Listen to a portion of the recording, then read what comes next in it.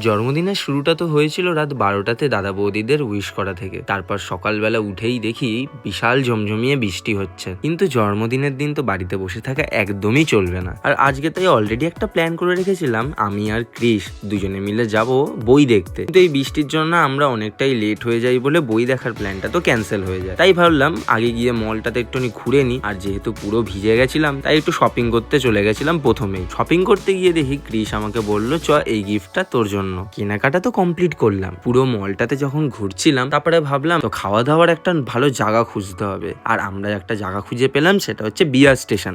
এখানেতে আমরা গিয়ে প্রথমেই অর্ডার করে দিয়েছিলাম একটা চিকেন পিৎজা। দেখো, চিকেন পিৎজা খেলে তো শুধু হবে না, তার সাথে সাথে আরো কিছু অর্ডার করলাম, সেটা হচ্ছে বাটার চিকেন আর নান। গরম গরম বাটার চিকেন নান, তার সাথে খেলা দেখতে দেখতে আমরা খাওয়াটা কমপ্লিট করে নিই। তারপর আবার আমরা একটুখানি ঘোরাফেরা করি, তার সাথে আবার একটুখানি ছোটখাটো শপিং করা। এগুলো কমপ্লিট করেই তারপর বাড়ির দিকে রওনা হই। আর আজকে এই বৃষ্টিতে রাস্তায় একদম জল জমে একাকার হয়েছিল। ওই অবস্থাতেই বাড়ি ফিরি প্রায় অনেক রাতে। বাড়ি ফিরে জাস্ট একটুখানি ফ্রেশ হয়েই ছিলাম, অভিজিৎরা কল করলো, তো আবার ওখানে গেলাম এবং ওরাও একটুখানি সেলিব্রেট করলো, থ্যাংক ইউ। আর এগুলো কমপ্লিট করে তারপর অবশেষে বাড়ি যাই। আর আজকে তারপর রাতে একটুখানি কিছু খাওয়া দাওয়ার ব্যবস্থা করা হয়েছিল বাড়িতে। সেটা হচ্ছে রুটি, তার সাথে মাংস। মটনটা রান্না করেছিল জেম্মা, আর যা সুন্দর বানিয়েছিল। তো খাওয়া দাওয়া কমপ্লিট করি। তো আজকের দিনের ব্লগটা এইটুকুই। আবার কালকে নতুন দিনে নতুন ব্লগে দেখা হচ্ছে।